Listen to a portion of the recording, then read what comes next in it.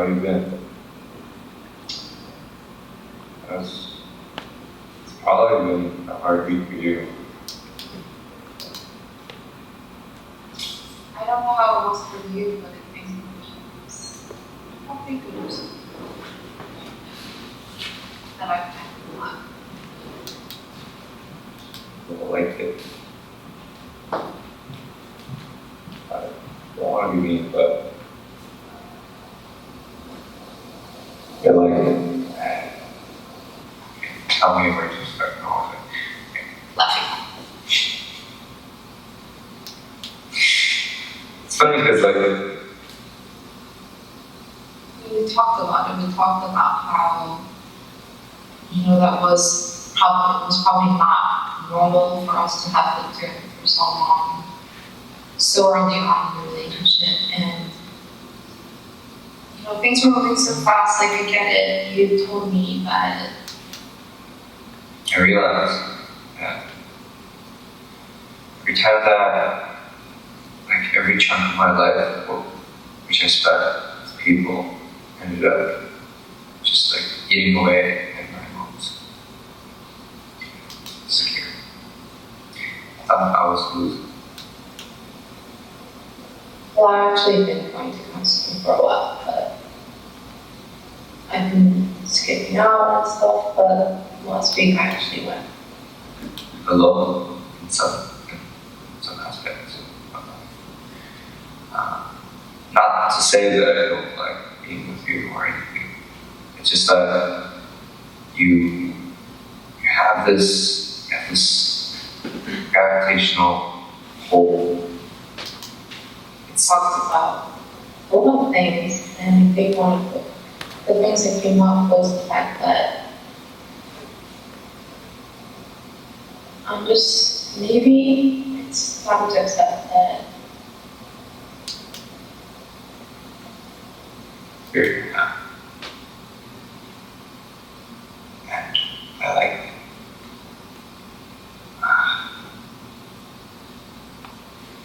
I don't know how you did this, but like, it's not meant to be. I'm not saying you're bad at it. I think you probably did. Both my parents worked their full-time jobs, and they weren't exactly the most emotional person that you could think of. And maybe it just comes from that, but or maybe it's Just gonna wither away. Become nothing. Just a shadow of us. but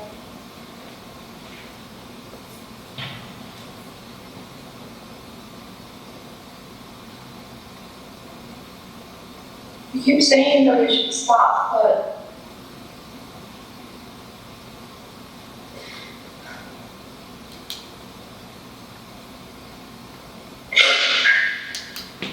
As I feel at this point, both of us are.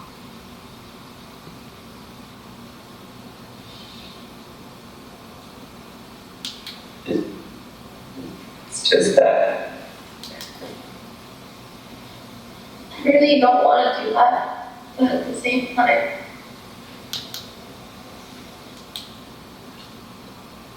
I can't find equilibrium. It's just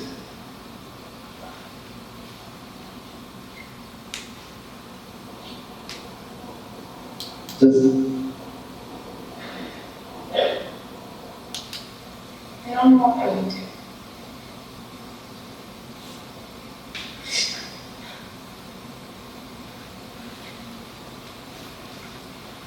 We're not perfect for each other, and I know that, but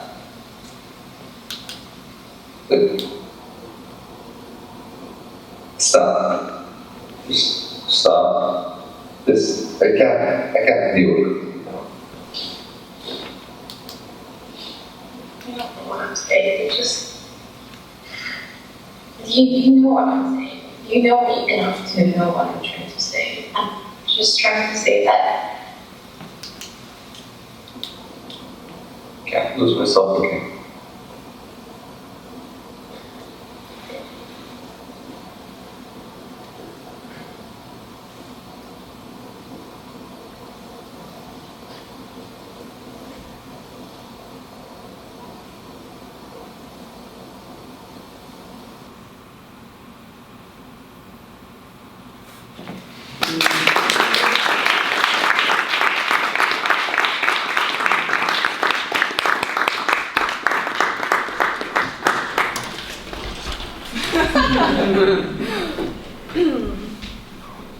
What are we supposed to talk about? So, would you like to explain what it is that you just witnessed and how you got there? Okay, so it was a fictional conversation between two people who are in a relationship, but the video was shot without, like, it's not a dialogue. Each person was talking their own, like, speech, maybe, like, giving a monologue. But then we use these buttons for creating a dialogue. So one person says an entire chunk of text, and the other person says an entire chunk of text. And there's a overarching story that makes sense if you read through both texts. But as you see, a lot of the things are left out because as one person is saying one thing, the other person is continuing and talking about another. So it was kind of supposed to be illustrating the idea that you can never really get the full picture because one person is always trying to push his own ideas, hear his own voice, while the other person is trying to do the same thing. That's one dynamic that was in it, as well as the entire push-pull part of the relationship, which was supposed to be told by the story of what was happening, as in, like, we haven't seen each other for a week. One person is happy about it, the other one's not, what's happening in their relationship, etc. And all that stuff. Yeah, so when we were brainstorming yesterday, so our mentors were Aisha and Alexi, and I think subconsciously having that in mind, we kind of thought about doing somewhat of a performance-esque thing for this 24X event. And we were like, let's kind of go away from this like immediate literal meanings of push and pull and think about what happens when both of them are together. And then we were saying that together, if there are equal amounts of force, then it creates an equilibrium, which is what you think theoretically should happen if two people are in a relationship, whether it be like lovers, friendship, whatever. Like a good relationship is where two people have mutual effort, almost the same amount of effort, so that you create an equilibrium together. But then this video or this real-time video rendering kind of represents the breaking of that, and each person trying to push forward what we want to say about this relationship, what we want in this relationship. And I want to point out that the video wasn't edited this way. It's directly, our button pushes directed it. So this was the first time we actually went through the entire video. It was meant to be like, oh, we just change it whenever we feel like it and see what the story pans out to be like. And it was more based on when we wanted to hear ourselves or the other person, how we wanted to push the story, in which direction we wanted it to go, what kind of emotions. And this was all set up by Jiwon's fantastic programming skills, which made it possible to like have this split screen and like time it to our button presses depending on when we wanted it. And it also helped us signal each other when we wanted to change and whether or not we agree, as sometimes she would press it and I would wait a bit for, like, I wanted the story to continue, etc., etc. Like those kinds of things are all inside this box of magic, which happens. So the video, each of our videos doesn't actually stop, it actually continues. Both of the videos are continuously playing, and the button pushes kind of indicate, like, okay, you've talked enough now, I'm gonna press it. And if you accept, then we're gonna go over to my story again and back and forth. Yeah, and as one person is talking in the video, the other person is muted behind it. So their lines keep on going, but you miss out on them. So the whole missing out part is part of the experience of the performance piece.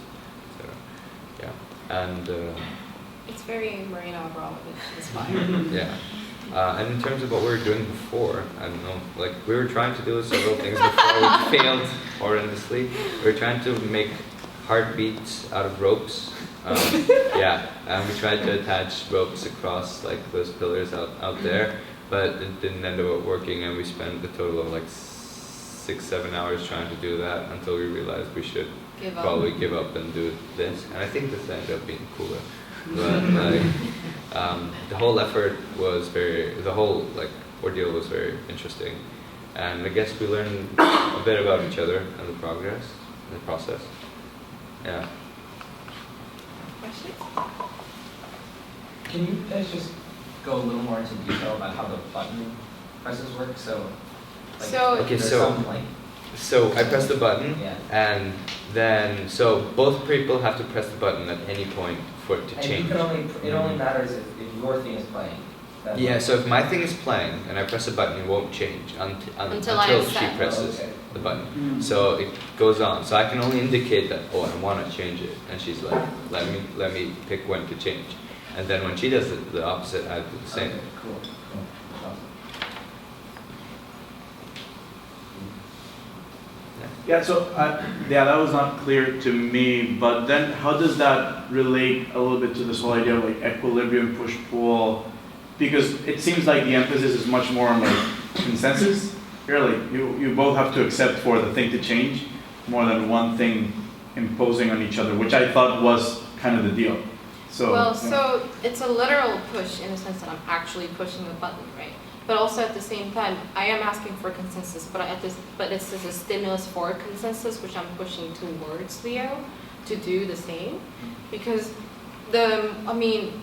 kind of like it ended up being somewhat coincidental because I didn't program it to be that way, but their button has a click sound, which I am very much aware of because you were very much of a good audience and everyone was very quiet and everything, and so this clicking of a button making a sound kind of gives a stimulus or a push for Leo to do the same in order for the story to move on and go back to my side of the story or back to his side of the story.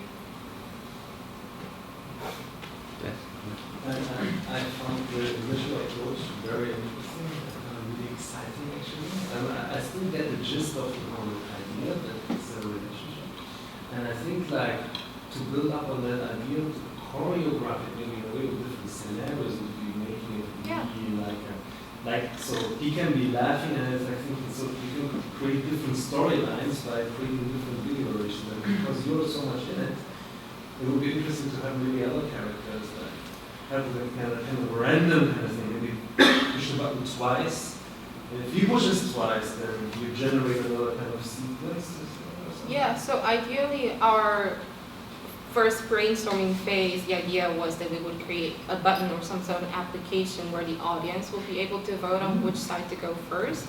But given the time constraint, and I thought it was also going to be quite experimental approach if we were the dictators of that decision, because we didn't really pay attention to each other when we were filming this. Were actually just press record and not pay attention to each other. We didn't want to know what we were saying. So it was Or it actually, just happened that way. So the point was that it's not about what you're saying, it's about what I want to be saying. yeah. It's more about like that dynamic and how me pushing my own agenda, what I want to say basically is like that's an aspect of it. As well as like when we were first brainstorming, the idea was that we would have a third person or like one of us be a performer and have a screen instead of a face. Like that. So whoever's talking in the video would be the person I would be acting out as, and then the screen would change into another face, and that whole conversation of masks and like who am I right now and who am I then would be part of the performance. However, due to time constraints, we were not to implement So were it the monologues completely. improvised? Huh? Did you guys write like? No, it was, No, it we was just sat improvised. down and like talk. Okay. We just Cool. let the camera go, and then we And- had two settings. One was that we've been dating for 1.5 years, another was that we've not been talking to each other for 1 week. And we said, go. And then Leo went for 5 minutes and stopped, and I went for 5 minutes and stopped, and Leo went 5 minutes, I went 5 minutes, and that was it. And you guys didn't see each other's. No, I mean, we're in the same room, but we're like, We were doing whatever, a lot of other things. So, like, there was a lot of work to do. So sorry, what time did you start this one? We actually started 12 or 1 12-ish. yesterday. Yeah. Because we spent so much time trying to get the ropes up. Yeah. we spray painted ropes. We, Yeah, I have, my hands are like. Yeah, very dirty. We spray painted ropes, then we cut up ropes, then we tied 4 different types of ropes to this thing, trying to make sure it was working. None of them worked. And then the one that did work ended up not working after half an hour, and then we were very disappointed and we dropped it. Okay. Yes? Yeah, no, I'm just curious to know how important is it for, let's say you have this like apparatus set up, right? Mm-hmm. And you have 2 people come in and conduct the experiment. How important is it for the people that are participating, but also as us, you know, to understand like how the clicking works, basically? Doesn't You would- really. I think it could be also a very interesting process to find out what they were. Yeah, I think so too. Yeah, so like if you were to come into this, there wouldn't be like a Instruction. like an instruction. No. Two people sat down and were like clicking away. At some point, they'd notice it and they'd be like, "Oh." I mean, it's so very that's- obvious when there's a button, like on the one either side of there's a chair, you sit down, oh, this button must be doing something. So I think Yeah, but what's interesting is that the button only, because I didn't know that actually, that the button only works if you're on the other person, right? You can only out switch, No. or you can switch anytime. You can switch at any time, but the Okay. point is that both of us has to. both people, yeah. But I think that's interesting that it's like as you're doing it that you experience that. Mhm. And another thing is that you could have the output of the video could be some sort of, you know, we were talking about this could be a way of learning about, like the choppier it is, the more Because- screwed up relationship it. Every time we do it, I think will be different Yeah, I think that's. because it's real time rendered. So I'm curious, what was your experience like as you went through it just now in front of us in terms of responding to one another's live presence and responding to each other's voices and recording? When you push the button, what was that experience was like for you guys? I honestly, until right before we sat down, I was like, oh my gosh, I'm so nervous. I'm gonna like laugh the entire time. But then it's just that hearing myself and like hearing Leo like talk about this whole kind of I don't know, fictional story, and also having him in front of me, it just kind of like somewhat made me remember what I was going through as I was filming it. I think due to the fact that it was really late yesterday and we were both really tired, we were like very easily in character. We didn't have to have multiple tries, just went, okay, go, and then like it just happened. So I think remembering all these emotions, like everything was kind of coming back to me, so I didn't really have a room to like laugh. Yeah, and I personally was like, I wasn't too like, when I heard like some parts of the recording, I was like, yeah, that's kind of a sad story, like whatever. But when I sat down, I was looking at Jiwon just now and hearing her actual story word for word, I was actually feeling bad. I was like, wow, that's so sad. I really don't want to be part of it. Like,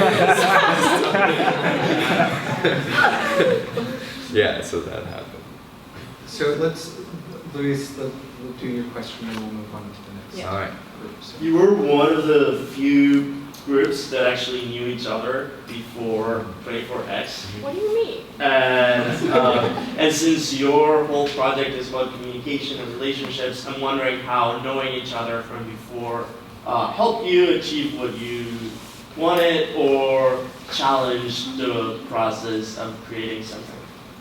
I think personally for me, like knowing Leo helped, but like was very disadvantageous at the same time because I had an advantage about the fact that I knew what kind of person Leo is and what he's capable of. Like, you know, I knew he's engineering student and everything, what kind of stuff he likes. But at the same time, because like he's a good friend of mine, it's kind of hard to enforce my idea. I sound really bossy, but it was like really hard To make her work ethic work with mine. Yeah, and also because when I work, I can't do anything else. I can't multitask and things, but I couldn't like force him to. Okay, I'm gonna stop talking. Like, had it been any other person, I probably would be like more like, oh yeah, we totally have to do this. Like, come on, let's do this. Let's do this.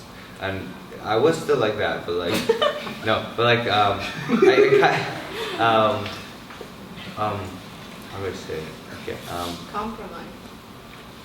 I can't describe it. It was just like different in a way where I couldn't be as, Assertive. yeah, I guess I couldn't be like, yeah, you have to do this, like, do it now, like, yeah, which in any other case I would have been if I hadn't known the person before. Cool to know.